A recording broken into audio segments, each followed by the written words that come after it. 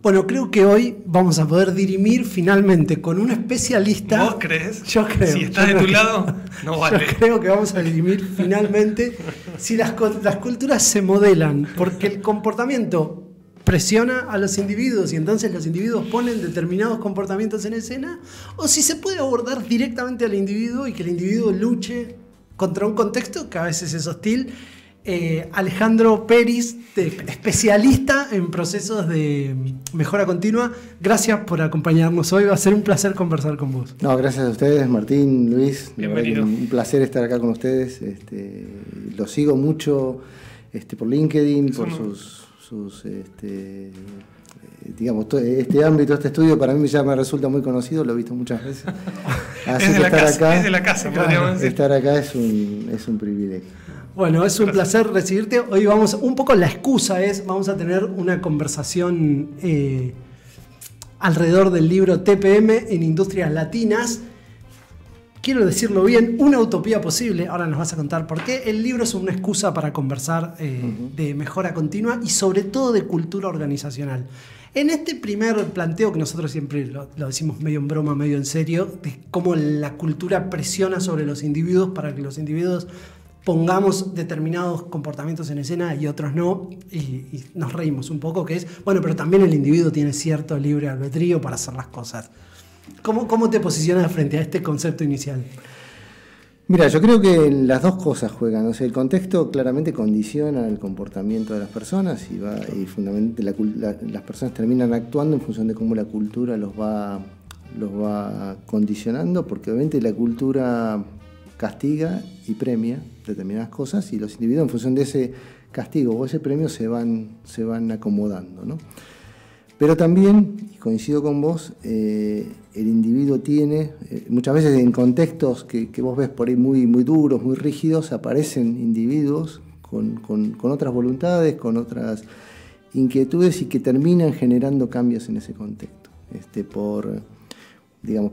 por propia iniciativa, por formaciones distintas o por determinadas razones. En determinados contextos, hasta muy rígidos, aparecen individuos que van buscando cambiar esa condición, ese contexto. Entonces me parece que eso es como un círculo que una cosa se alimenta con otra, ¿no? Es como una danza. Te noto muy contento. Digo que estaba de acuerdo con vos cuando en realidad me encanta porque esa es la posición que defiendo. ¿Cómo nos gustan los argentinos hablando de la interculturalidad, esto del debate y las posiciones? Y Alejandro trae como la síntesis diciendo, bueno, las dos cosas juegan su papel. Me gusta mucho esto que planteás de movida, de que emergen como... Está bien, le estás dando el lugar a la humanidad, ¿no? Emergen estos personajes, vamos a decirlo así, que pueden como oponerse o que pueden como mostrar. ¿Te ha tocado verlos? Sí, nosotros hablamos mucho digamos, cuando analizás un poco la cultura en la organización en la que te toca estar, ves claramente lo que nosotros llamamos siempre agentes de cambio, ¿no? O sea, son tipos que, digamos, se distinguen muy rápidamente porque empiezan a plantear, digamos, mover los cimientos de lo que está hecho y empezar a plantear cambios disruptivos. Y eso me ha tocado ver muchos de esos casos en distintos tipos de cultura. Bueno, yo trabajé mucho digamos, dentro del país, en muchas regiones, pero también en otros países.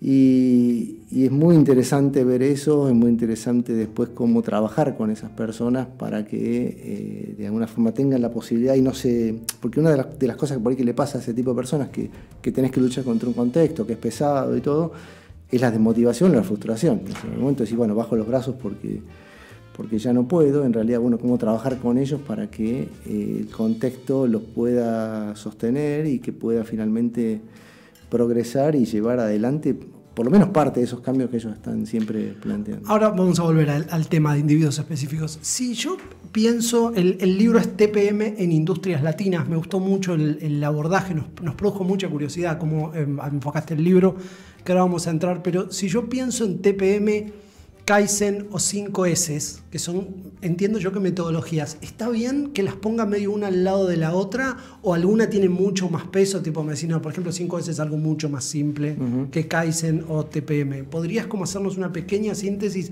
antes de entrar a los temas culturales?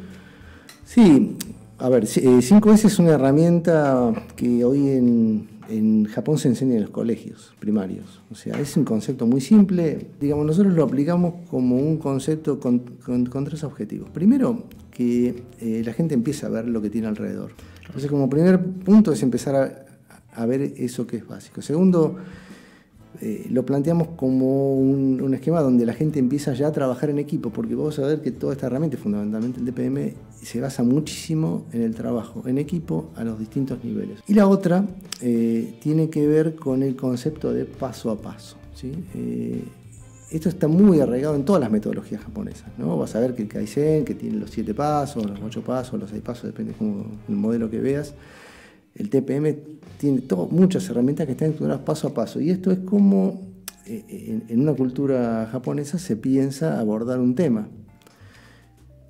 Porque esta cultura tiene muy internalizada el esquema paso a paso, que a nosotros no nos sale de primera, ¿no? Yo compartí muchos años de trabajo con consultores japoneses que venían directamente de allá. Y había situaciones que a mí me marcaron mucho, ¿no? Porque justamente te muestran cómo esa forma de pensar. Porque me acuerdo que el japonés le preguntaba, bueno, ¿hicieron esto?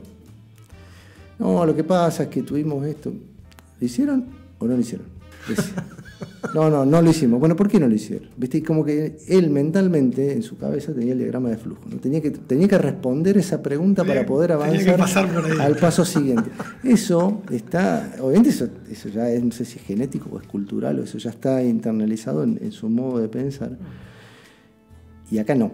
Entonces, justamente, bueno, vos preguntabas 5 veces, siempre lo tomamos como una herramienta que empezara a practicar un poquito eso a ese nivel. Después, obviamente, lo iba a tener que continuar a otro nivel, con cosas mucho más complejas, pero siempre con ese esquema que tenía que ser, claro, paso a paso. Tenía que tener esa estructura. La mayor dificultad es cambiar la mente de las personas, ¿no? Para implementar estas... pongo cara de circunstancia, pero en realidad lo leí en el libro. Uh-huh. O sea, básicamente lo que vos planteás como en tu observación profesional, lo más complejo es que las personas adapten sus cabezas a este orden. Totalmente. O sea, yo lo que quise un poco dejar en esto, porque como por ahí les decía, la metodología TPM está escrita, hay mucha bibliografía, digamos, podés acceder muy rápidamente digamos, a la parte técnica, si querés, de la metodología. Lo que yo quise un poco dejar acá, o por lo menos mi punto de vista, es cómo que esto no es, se le enseño a alguien y eso automáticamente sale andando. No, eso depende mucho de un proceso de transformación de las personas, fundamentalmente cultural. ¿Cuáles son las principales barreras para que presentamos los latinos extendidos, voy a decirlo, para estas metodologías? Sí. Mira, una muy importante es la visión de largo plazo, ¿no? O sea, este sistema te dice, invertí esto ahora porque dentro de 2 años vas a tener resultados, por lo menos. Porque son procesos donde vos tenés que invertir un poco de gestión, de tiempo de las personas, de resolver problemas para que tal vez en 2 años, ahora cuando te vienen los resultados son muy significativos, pero tenés que bancarte eso. Entonces vos tenés de golpe una línea de producción que estás trabajando con al 70% y de golpe estás demandado, ¿viste? Y el cliente te está pidiendo y vos no estás pudiendo entregar. Y esto te dice, mira, tenés que parar una vez a la semana para resolver todas las fallas de la línea para poder mejorar la eficiencia. No, pero no puedo parar si estoy al 70% del cliente, pero... Te tocan los valores directamente. Claro, esa es una. Esto tiene un componente muy fuerte de planificación, digamos. Planificación, no solo planificar, 1 año, planificar 3 años, digamos, de cómo vas a ir aplicando todo esto. Y los latinos tenemos muy poco de eso, o sea, no nos sale. Y a todos los niveles de la sociedad, no solo individual, ¿no? Sí, entonces eso complica el contexto. A todo nivel, por eso digo que son cuestiones que hacen parte de nuestra cultura y que yo me acuerdo que también unas discusiones que algunas escenas de esas están planteadas en el libro. Vos tenías que presentar un plan, entonces se presentaba, obviamente, nuestro plan, el objetivo es cumplir el 80%. Y Japón decía, pero ¿cómo el 80%? Sí, que hay cosas que ustedes planificaron pero no las van a hacer. No, pero bueno, usted sabe que vio cómo es acá, que pasa esto, que fallan cosas. Bueno, pero si ustedes hagan un plan y consideran las cosas que pueden fallar y contemplen, no le falle, digo. Entonces, claro. Y cumplan el plan, que claro, por eso pensar. Entonces no le entraba en la cabeza que uno planteara no cumplir el plan al 100%, digamos, desde el primer momento. Entonces, bueno, esas cosas, digamos, es otro factor. El tema de la mejora... Claro, trabajamos a rotura acá. Trabajamos hasta que se rompa. Y cuando se rompe pensamos... Deja el margen de válvula de escape por ahí. Claro, ¿viste? Pues sí, bueno, el otro tema son las excusas. Digamos. Nosotros, vos mencionaste Kaizen. Kaizen es una palabra japonesa que la traducción es mejora continua. Y está muy gastada, muy usada. La mejora continua, o sea, todo el mundo te habla de mejora continua. Ahora, cuando vos entrás en el punto de que realmente eso se aplique desde acá, ahí te empezás a encontrar con muchos problemas, ¿no? Porque cualquiera te va a decir, yo quiero mejorar. Ahora, cuando vos le decís, mira, esto no está andando bien.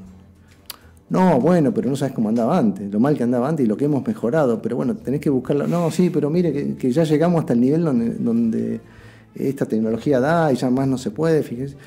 Y ahí empezás a ver un montón de barreras para la... Y ahí es donde decís el techo es cultural, sí. El techo está en la cabeza de las personas, claro, esta nueva forma de pensar. Digamos, en el nivel de permanente inconformismo, más allá de que vos podés celebrar lo que lograste permanentemente, que eso me parece muy saludable, pero sí, bueno, está bien, llegué hasta acá, fantástico, mirá lo que mejoré, ahora mañana tengo que ver cómo esto lo llevo a otro nivel.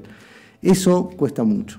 En la práctica, más allá del discurso, el Kaizen y todo, cuesta mucho que eso se dé después en la práctica, y eso está también muy, muy arrego, te encontrás permanentemente. El japonés te decía, bueno, esto tiene que llegar a 0.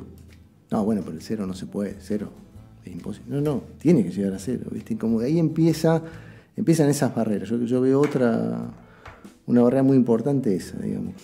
Todo termina en lo mismo, un poco lo que estamos conversando, que es el cambio de mindset. Hoy le comentaba a Luis que estoy haciendo esta certificación de transformación cultural ágil, que es muy interesante. Cecilia del Valle es la capacitadora, y hablamos del cambio de mindset, ¿no? Entonces decía, lo más complejo es darte cuenta que estás adentro del mindset. Tal cual. ¿Viste? Estás como atrapado. O sea, es como la atmósfera. Un amigo de mi padre decía, ¿viste? Cuando entras a McDonald's, que entras y sentís como... que te atrapa una atmósfera, bueno, es como eso, sentirse atrapado dentro de una atmósfera. Y después, ¿cómo salís de ese mindset? Bueno, entrenando, haciendo cosas. Eso, digamos, obviamente depende muchísimo del liderazgo.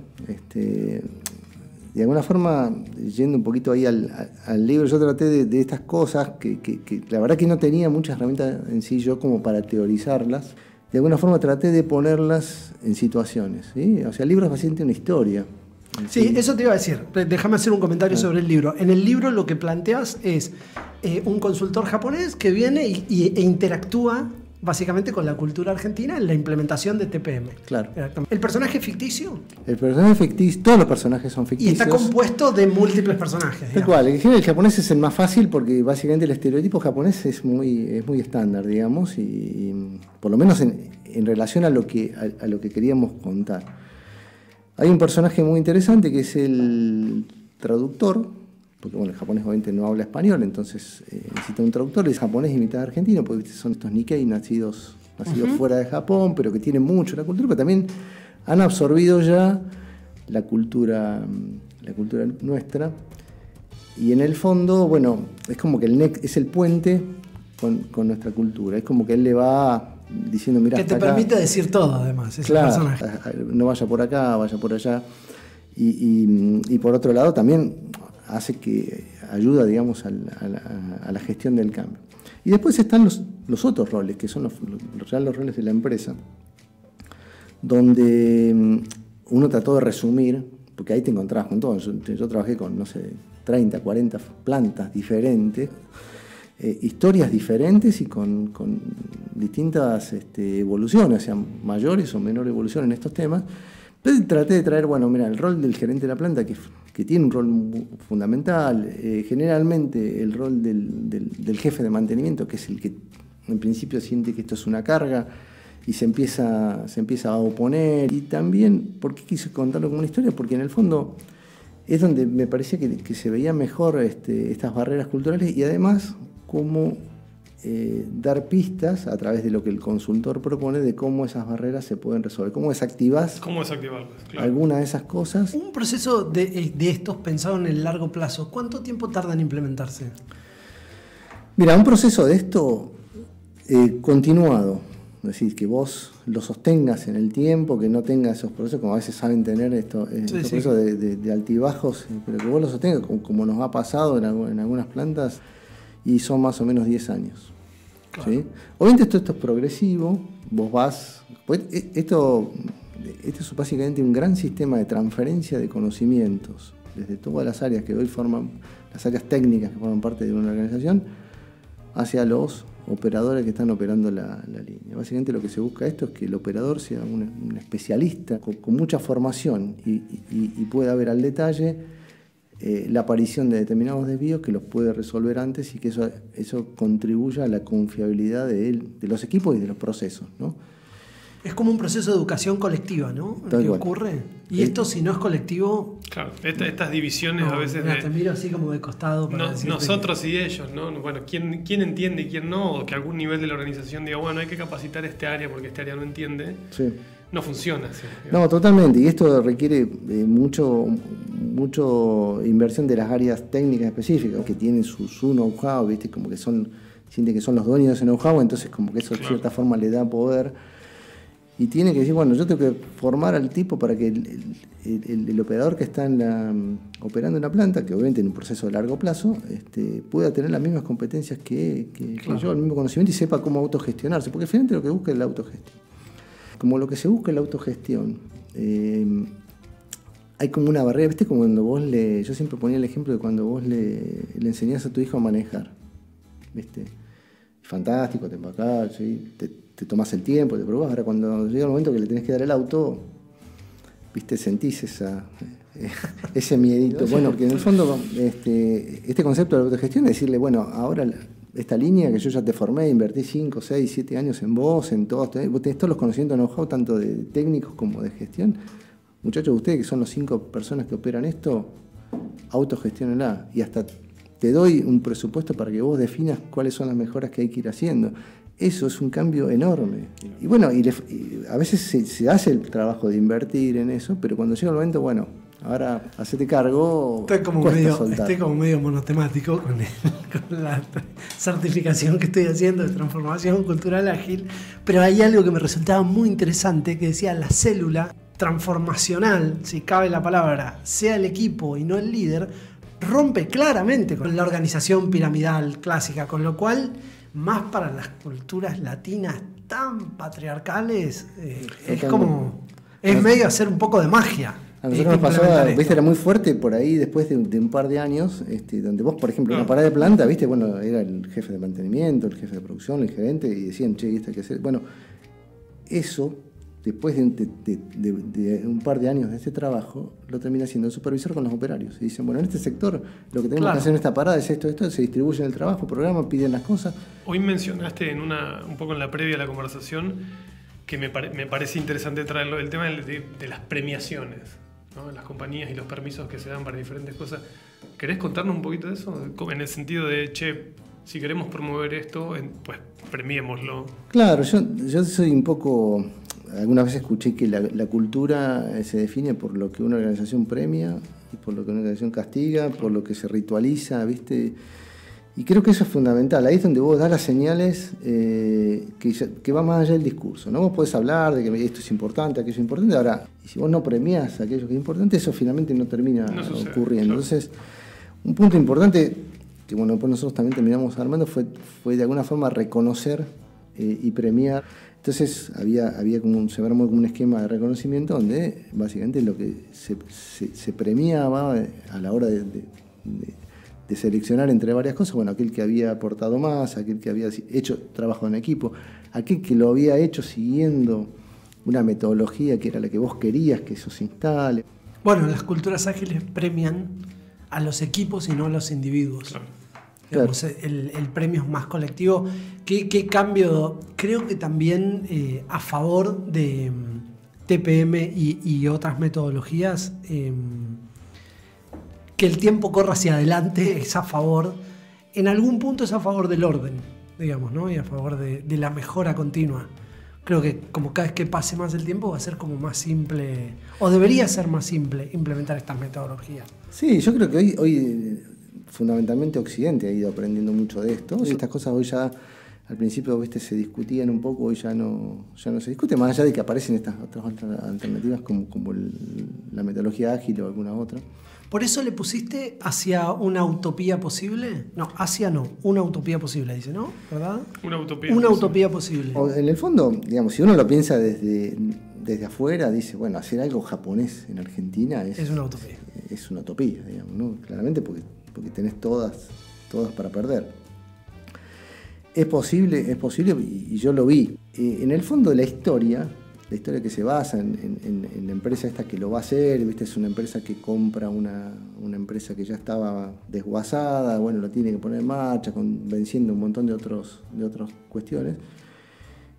Y pasa el tiempo, y pasan 2 o 3 años, un poco los tiempos para una primera fase.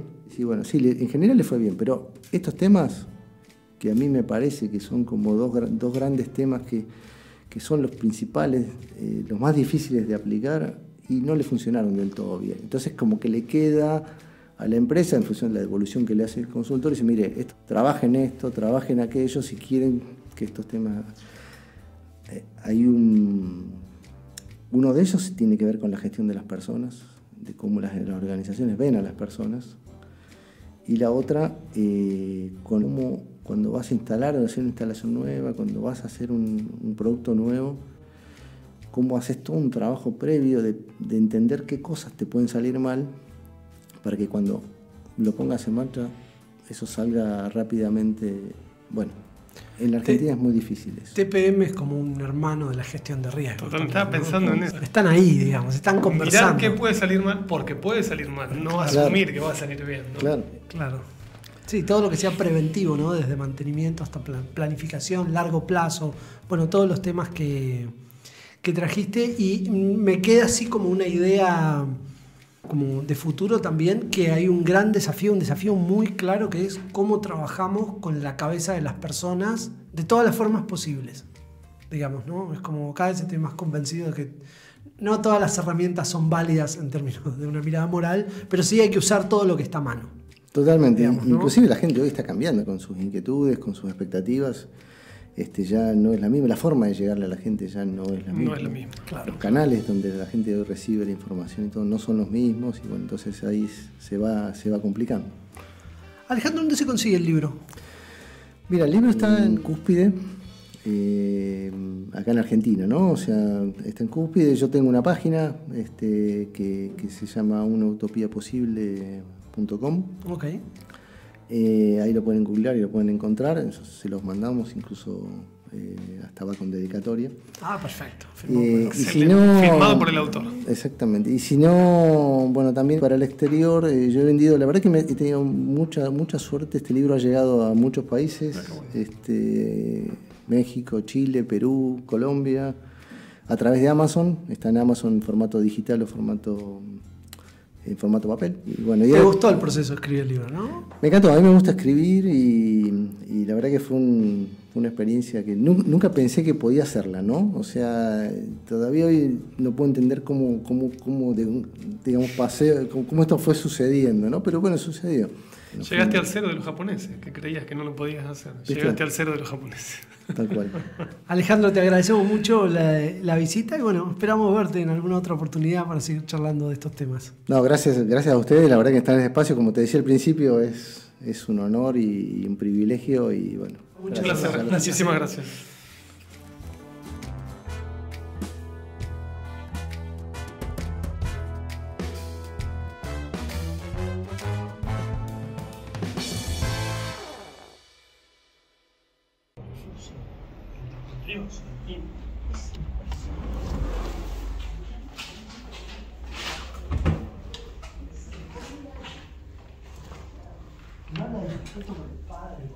La piedad filial. Bueno, pequeño backstage, ya saben, esta es la parte en la que les pedimos básicamente que se suscriban al canal. Por favor. Lo hacemos adelante de nuestro invitado de hoy. Alejandro, nos encantó conversar un poco la columna. El sitio web es Unautopiaposible.com. Unautopiaposible.com. Bueno, lo vamos a dejar en la cajita del canal de YouTube. Así que. Me encanta Utopía. Como acuariano es el lugar al que tenemos que ir. Me acordaba del tema de Serrat, ¿verdad? Recordando que Utopía Se es echó al monte de la utopía. el no lugar. Es el lugar que no existe de alguna manera, pero que puede existir como Alejandro hoy nos contó. Hoy nos contó. Y lo vio. Qué buena acepción de la palabra utopía. No sabía que esa era. Esa es, el no lugar. Pero además es como dice Galeano, es lo que nos hace caminar. Exacto. Bien, bueno, ya saben, por favor suscríbanse al Suscríbanse, canal claro. y nos vemos en el próximo episodio. Yo me suscribí. Alejandro, Muy bien. excelente. Dando el ejemplo. Gracias, Alejandro. Muchas gracias.